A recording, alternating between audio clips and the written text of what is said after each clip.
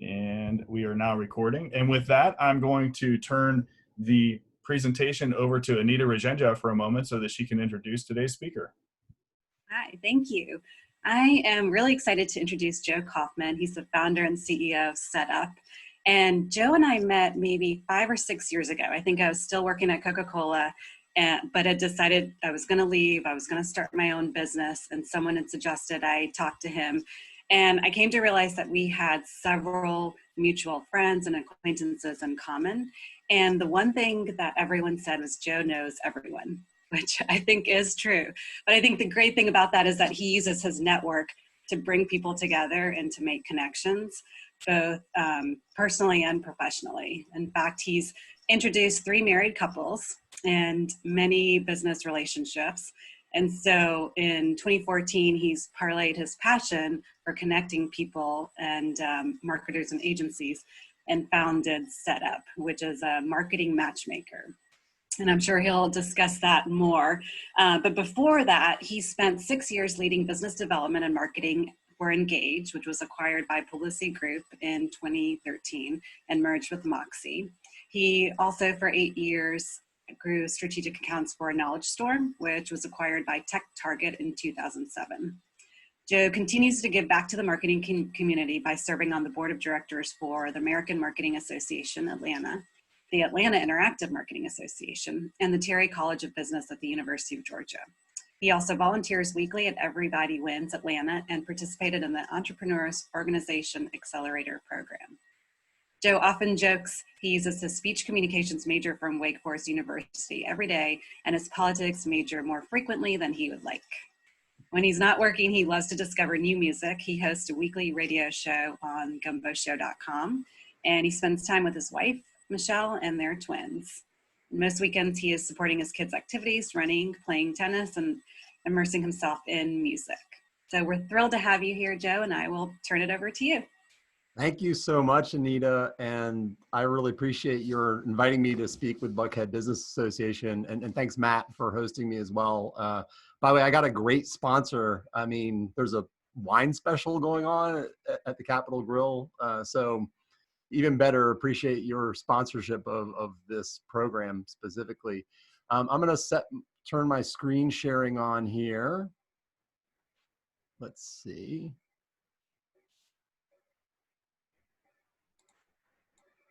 Hopefully you all can see a presentation on your screen.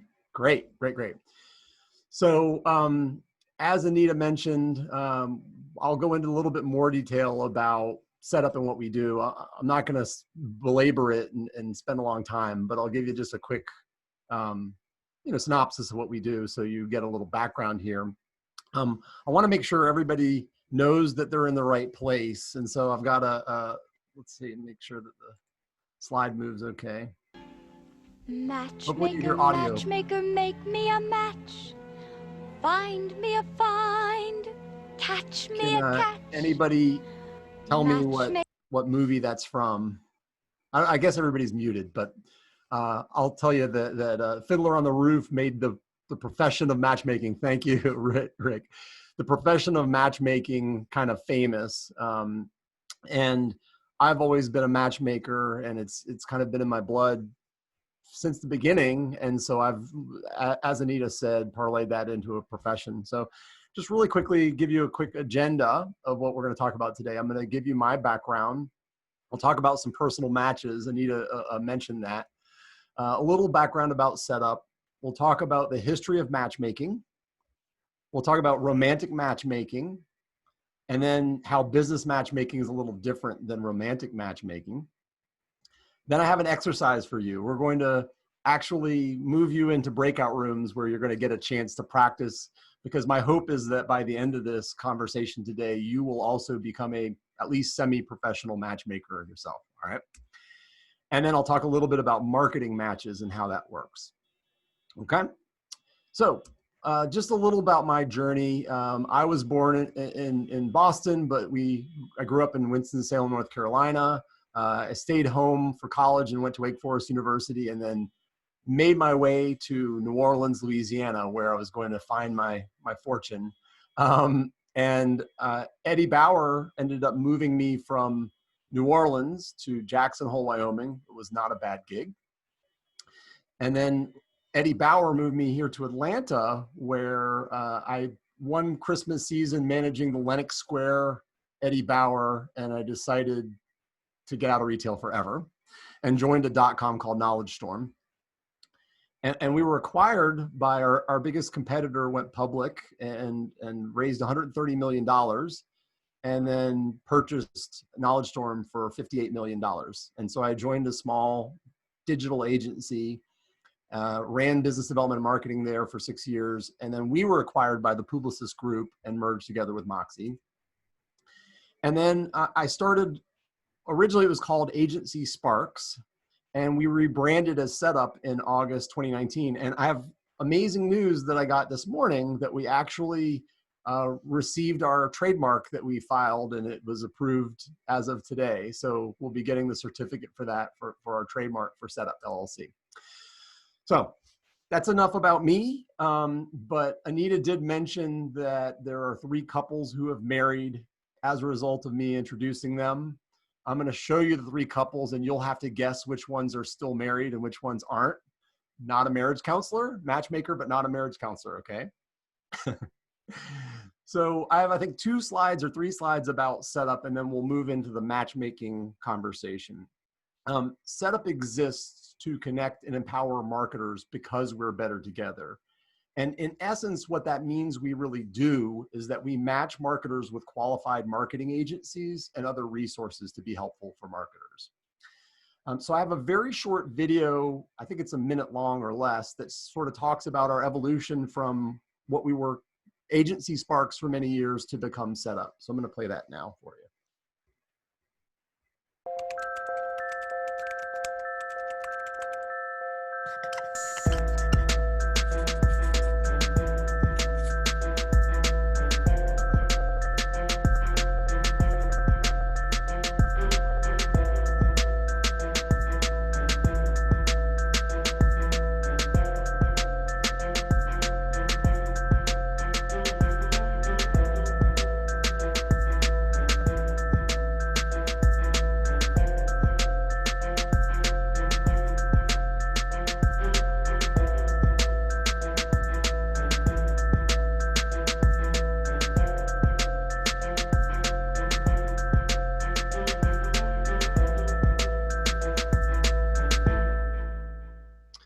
So the company has evolved, and we changed our name and evolved with it. But just to jump into the matchmaking conversation a little bit deeper, there are sort of 2 main elements to a good match. There's compatibility, which is what you think of as on paper, it's a good match.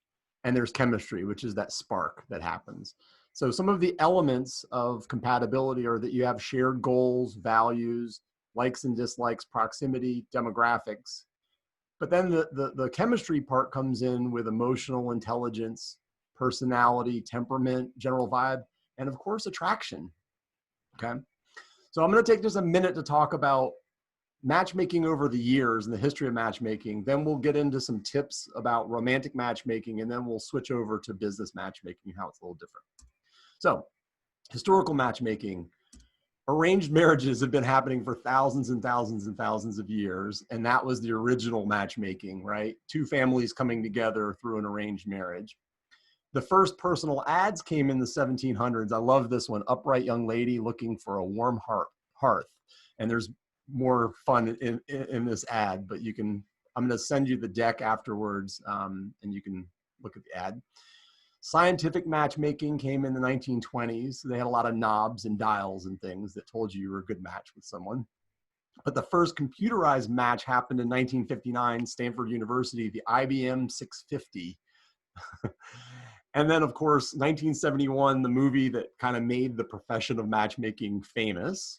But this is my favorite. In the 1980s, these super cheesy dating videos emerged. And so I'm going to play you one example of one of these videos for your pleasure.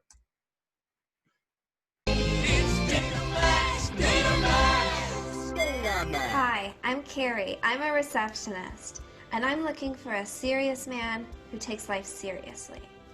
My ideal mate will be a man who's very serious and has a lot of money to show for it, and will be a provider for me and my sister.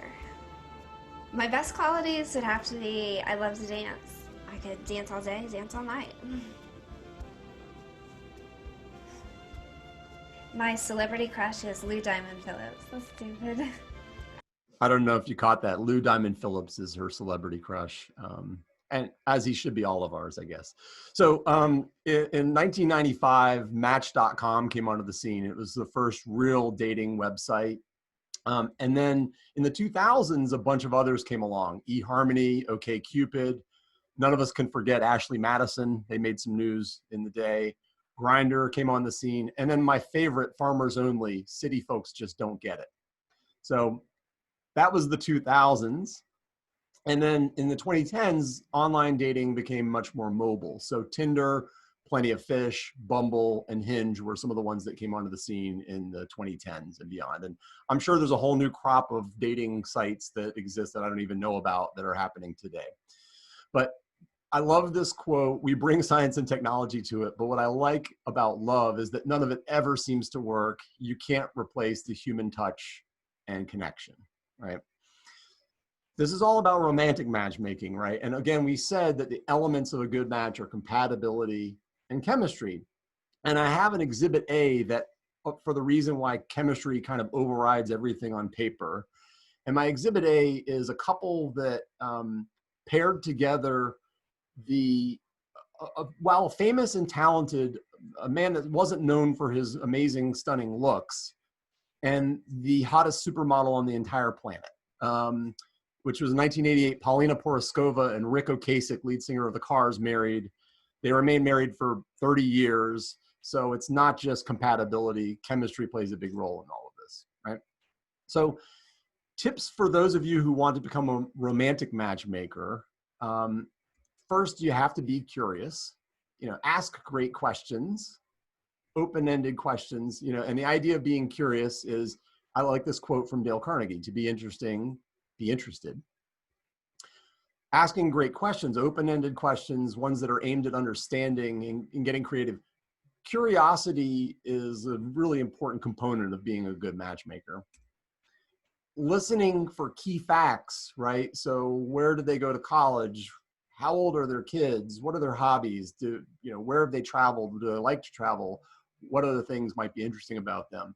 But then you've got to file away those tidbits. And in some cases, you can write them on a business card and put them in. We used to use these old things in the old days called Rolodexes. You can file them in your Rolodex, right? Or, you can just try to remember them. There are also some great mnemonic devices. I'm going to give you an example of a mnemonic device that maybe you shouldn't do it this way, but it's at least one strategy you could use. I have taken a unique part of who you are, and I have used that to memorize your name. Baldy. Your head is bald. It is hairless. It is shiny. It is reflective like a mirror. M, your name is Mark. Yes. Got it. It works. It's very insulting. But it works. I would like you all to give this a shot. What do you say? But we already know each other's names. Well, then it will be easier for you. But I still think it's worthwhile to give it a try. Okay. All right, everyone. Meeting's over. Well, I still have more. Can I please see you in my office, please? She is pregnant. She is knocked up. Kay, Karen. Man, let's go. So I use some mnemonic devices occasionally, but just be careful about how you use those. Look for connections. This photo is sort of the way my brain works. I think in terms of nodes of connection connected by red strings. Like you think about the crime shows that have the boards with the potential perpetrators and the killer, and the victims and all the people. But I think that idea of a red thread connecting different connections is the way you think about those nodes and how you can make them make them connected. So check for agreement that both parties are okay with being connected. It's important to not just spring it on both parties. And then make the introduction highlighting the reason why you think it would be a good match for both parties, okay? So great quote, Zig Ziglar, you can have everything in life you want if you'll just help enough people get what they want. Be curious, ask smart questions, listen for key facts, file away the tidbits, look for connections, check with both parties before connecting, and then make a mutually beneficial introduction, okay? So we're gonna put aside romantic matchmaking, and we're going to take those same tips, and some of them change a little bit for business matchmaking. So I'm going to go through those in a minute. And then we're going to go into our exercise, which should be a lot of fun, where you'll get a chance to exercise your new skills and practice, okay? So professional matchmaking, sometimes it's person to person, sometimes it's person to a resource or an organization or a technology. Of course, you still need to be curious and listen carefully for what the person is saying to you as they're talking, as you're having conversations. Ask smart questions just like before. But for professional or business matchmaking, you're listening for pain points versus just key facts. So things like industry shifts and workplace politics and business challenges and technology. And instead of just filing away the tidbits in your Rolodex, you need to document them. Many folks use a customer relationship management CRM system to document those needs. And that way they can be referenced not only later, but also by other people in the organization. Look for connections, but also solutions. I put these two logos on the page because they're two examples of connections that we made at Setup between two people that work together, or they don't work together, they work at Kellogg's, and two people that work at Georgia Pacific, two massive companies. They didn't even know each other. So sometimes making a connection is about connecting two people even within the same company. And instead of just checking with both parties, you also want to recap the challenges. So what is the challenge they're facing? What are they looking for? What does success look like? Next steps. This is an example of a recap email that we sent recently, less than a month ago. Set up follow-up forum for Scott from blank. Thanks so much for the time on the call today. Really enjoyed to get to know you better. Good luck with your son's college selection. Per our discussion, you're launching a new product in September and need some marketing support from a smaller agency or agencies. While blank has been your agency of record, there's no need to lean on them for the tactical work. So they need help with research, they need help with social media, they need help with influencer marketing, they need help with digital execution. This is a massive, massive global company that came to us and said, hey, I need help connecting with some agencies. So, then you want to make the introductions that are mutually beneficial for both parties. And the logos that are flashing on the left side of the screen are some of the companies that we've worked with to connect them with marketing agencies over the last couple of years. So now we're ready for the exercise. Matt, get ready with your trigger finger. What we're going to do is I want you to be able to interact with each other and think through how you can make a meaningful connection for somebody today. So I'm going to give you a list of questions here on the screen. Matt's going to put in the chat a link to our website. There's a page with this presentation, but just below the presentation are the questions that I'm going to, that you can use as a guide when you're having your conversation one-on-one. And then once the 5 minutes is up, we'll come back and talk for just a few more minutes, and then we'll wrap it up. So the questions I want you to consider for each other are, if you could teach something, what would it be? What brought you to BBA today? How did you get into your current career? What's your favorite part of your job? What's the biggest challenge that you face today? What do you enjoy doing outside of work? And then finally, what key professional relationships have you maintained even after you've changed jobs? You don't have to ask all of these questions. Pick one, pick two that you want to answer.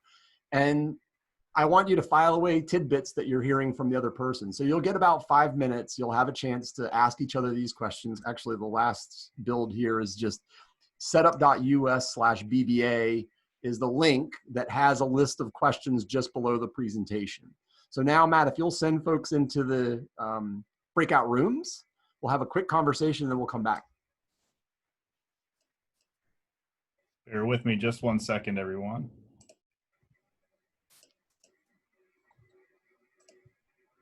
You can look at the questions while you're waiting to be put into your room and think about which ones you might want to answer or ask.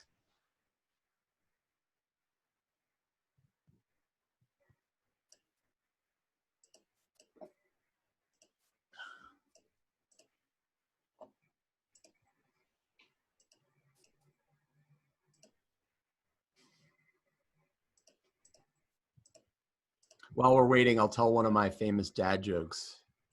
Did you hear about the scarecrow that won the big award? He was outstanding in his field. All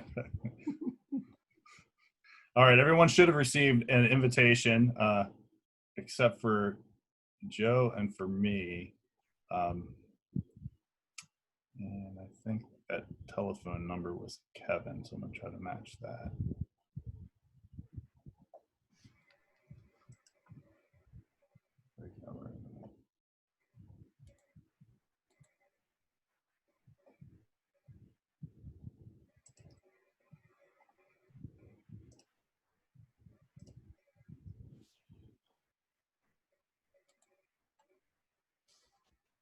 I actually met my wife on an online dating site, J8, on July 29th, 2004.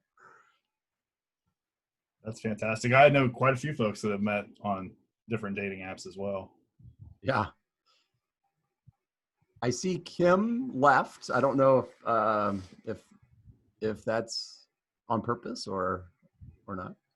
We still have Kim. She's assigned to a room. Let's see who.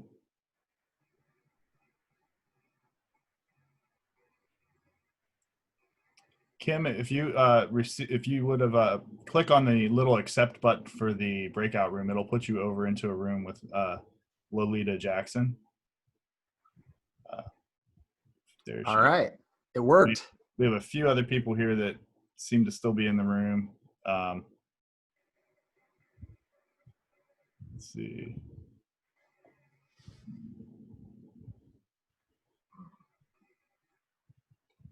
I think most people are getting it. There are a few folks that just haven't moved Accepted over. it yet. Yeah.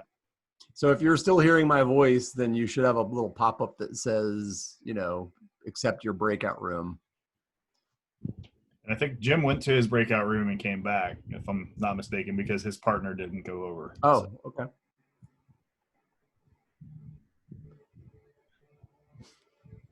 We have a reasonable success rate. Yeah, that's fine. That's fine. So Jim, maybe we can connect. So tell me about, I know you've retired. So what do you enjoy doing outside of work today? You're on mute though. Let's see if I can. I got you. I got it. Well, it's kind of an interesting time. Look, I grew up in marketing, which just got me good at introducing new products. I worked for Procter & Gamble for about 12 years. Enjoyed about 10 of them. Kind of learned Northwestern MBA. Went to work at P&G because that was my hometown, and got to know marketing, aka P&G. Left and did a variety of different things. Ended up in the bedding industry. I just got good at, and it's like a law practice. There's some things you get good at and some things you don't. I just got good at introducing and filling empty new product pipelines, which got me to run marketing and innovation for a company, which got me more into innovation. And I ended up at Serta Simmons Bedding as the Chief Innovation Officer, and I did that for about 8.5 years. Retired, and then for a while we could travel. My wife and I together, I've been married for 42 years, and she and I were high school sweethearts. Wow. Kind of grew up together, and what do I enjoy? Spending time with one of my children lives here, and he and his friend in the COVID world, we've created what we call a quarantine. Catch my little distinction at the end. Yep. And we all agreed that we were going to kind of be safe and not go out to bars and all that kind of stuff. But so I've been blessed with a nice home. I've got a pool in the back, and I've got a home cinema. So on weekends they come over, and they crash here on Friday. My wife cooks, or I grill something, and we have dinner. We swim. We watch movies.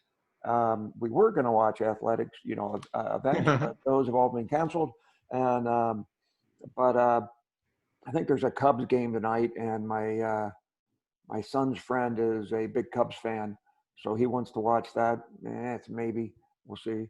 But that's more than you asked for. What do we enjoy doing? Being with our family and close friends in a COVID world, and staying in touch with, I'm still a Zoom neophyte because you guys have all been doing it now since COVID started, and I'm still learning different aspects of it, but it's been fun. I joined this organization because I wanted more to do, and thought that this would be a good place to network, get to know people. I would say that Michael Moore has been a big help to me in that regard, and he has had me join. There is on Tuesday night, there is another group that he manages, and he's invited me to that. So I've joined that too. And so I would say, what do I enjoy doing? Family, friends, and I'm trying to make some connections. And at some point along the way, I do need more to do, and I'm going to figure that out. What's the kind of company that you feel like you would love to help out most? I mean, it seems like you maybe would want to be able to provide some advice for a company. Absolutely. Maybe marketing or innovation advice. Correct. I've got a few people who have contacted me about helping them and being a consultant to them. Most of them are folks that I knew in the betting industry. Mm-hmm. But when I retired, I had a non-compete, and I needed to serve out my non-compete, which ended at the end of June. And I've had a couple of people tell me I should get on boards of directors. I don't know if I want to do that or not. I've been, Serta Simmons was like one of the smallest companies I worked for, and it was about $3 billion when I left. And I want to do something with smaller companies and groups that are more entrepreneurial. And I don't know, pardon my phrase, but I got tired of the bullshit, which is why I kind of retired. And Michelle, I went through what you talked about earlier. What do you do with your stock options? And I dealt with that and figured it out. And in a privately held company, we were owned by private equity. And so how do you figure that out and manage it? But anyway, I want to work with a smaller entrepreneurial group that doesn't have all of the start, stop, 3 steps forward, 2 steps back. Yes, we want to do that. No, we don't. Oh, we got to cut the budget. Oh my God, no, we can't do that.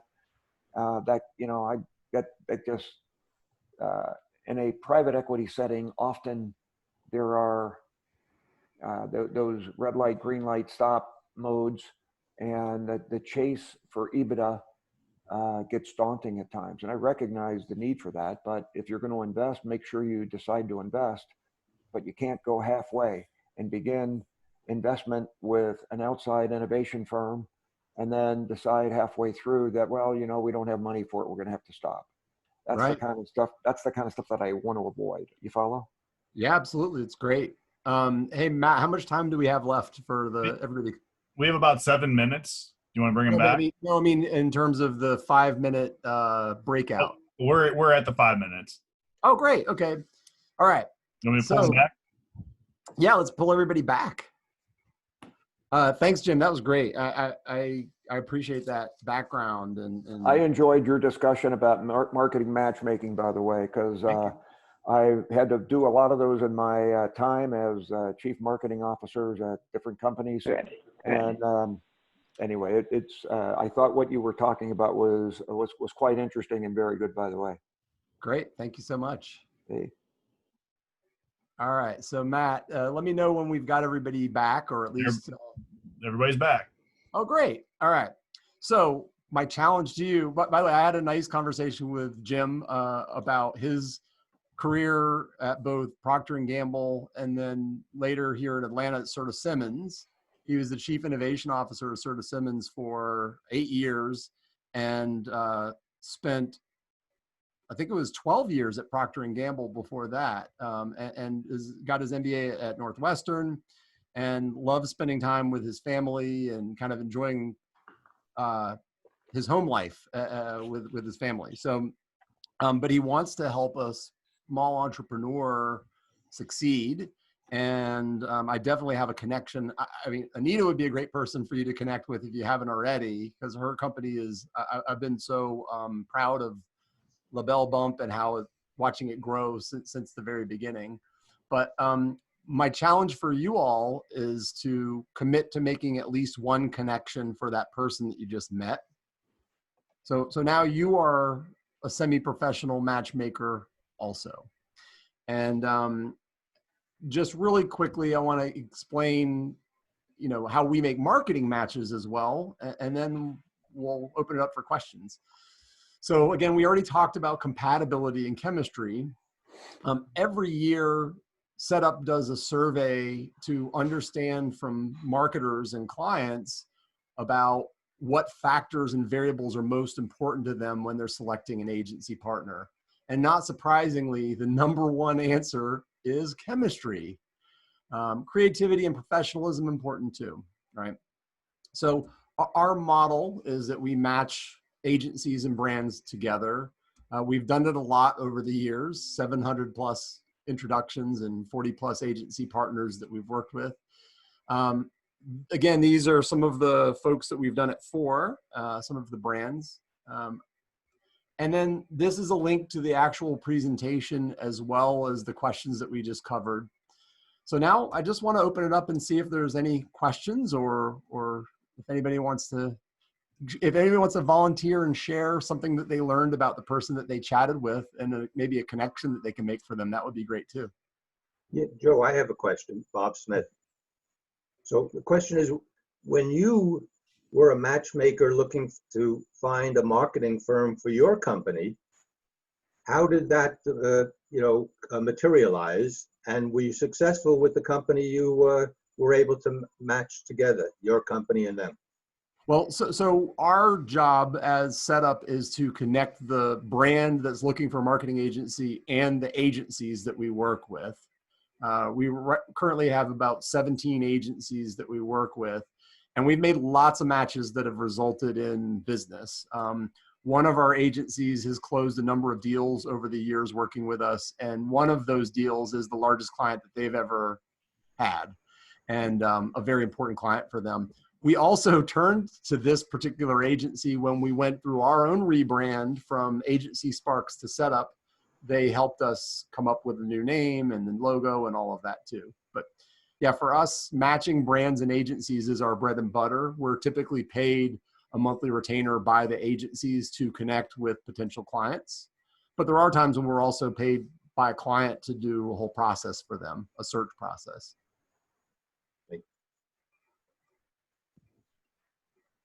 Do you have any other questions? Does anybody want to volunteer to say something about the person that they met in the breakout and the connection they're going to make? I do. Oh, great. I love that process. We thought there were going to be more people in the room, and 2 Dianas got matched, and we had a blast. So thank you. From Diana Campbell, we talked about the one thing we really love about what we do, and it was similar about how we fall in love with our clients. And I just want to celebrate Diana that she was on the selling side with a client, and even though that seller has moved on to another person listing that property, she now is on the buyer side because she found a buyer. And I think that takes some really great internal work of being beyond like the hurt feelings and the transition of somebody leaving you as a client, and being strong enough to represent that client well, like by finding the buyer and still getting to the finish line. So I just like, I loved hearing that story. And I thought, like, who could be a better commercial realtor for you if you've got those needs, if she has really your best interest all along in mind. So was there a particular person that you had in mind that you think of that could be a good connection for Diana? I don't yet, in the sense that I don't have someone that's looking for commercial property, but she would be the top of mind, like from that experience, right? Excellent. Thank Yeah. you, Diana. Yeah, that was fun. Does anybody else have an experience they want to share? I know we're running up on the witching hour, I guess, but I'm curious to hear if anybody else has an experience from their breakout. Well, I can't miss the opportunity to shout the same praises. So you all might see a bulletin board back there behind Diana, but it has some awesome tidbits for a morning exercise. And I actually do have a referral for Diana, but it's interesting. It's actually wondering more about her business and how she works with other coaches to do her work. So just this incentive to go and learn more and deeper about how she gets her work done and how to be helpful. Awesome. I'm glad you have somebody in mind to introduce her to. You are a semi-professional matchmaker now. So thank you all so much for joining me this morning. It was really fun to be able to talk to you a little bit about business matchmaking. I think Matt is going to follow up with a link to the deck, but you should all have it as well. So setup.us/BBA. And you can get in touch with me through there if anybody has any follow-up questions or wants to talk more. Thank you very much, Joe. Great presentation, great interaction with the audience this morning as well. We really appreciate your time and expertise, and thank you for joining us. I wanted to, before we adjourn, quickly remind everyone that we have a great program coming up next week as well. We have Lolita Jackson and Juanita Barranco having a conversation about Black leadership. So if you haven't registered yet, please go to our calendar events and do so. If you have any questions in the meantime or any way that I can help you out, please do not hesitate to email me at info@buckheadbusiness.org. And other than that, we are adjourned for this week. And thank you everyone for attending. Thank you. Thank you again, Joe. It was great. Thanks. Thank you.